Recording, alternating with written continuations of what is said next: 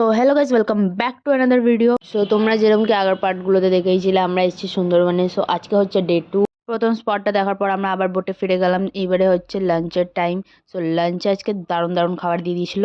প্রথমেই দিয়ে দিয়েছিল গরম ভাত, ভেজ ডাল, আলু ভাজা আর একটা বেগুন আলুর সবজি।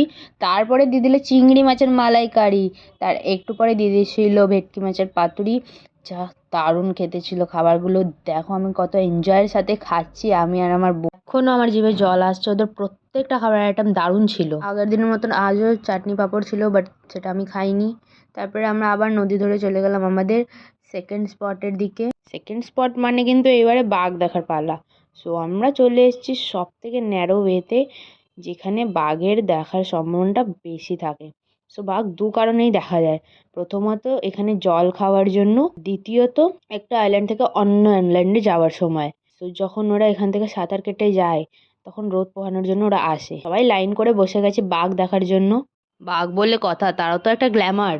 সবাইকেই যদি দেখা দিয়ে দেয় তাহলে তো আর তার ভ্যালু থাকবেই না। 90% চান্স থাকা বাঘ না দেখার। তো সেই 90%-এর মধ্যে আমরাও ছিলাম, আমরা বাঘ দেখতে পাইনি। পুরো ভিডিও দেখার জন্য সাবস্ক্রাইব করে নাও গাইজ। একটা ভিডিওতে এত কিছু দেখানো যাচ্ছে না। সো দেখা হচ্ছে পরের পার্টে। Bye bye.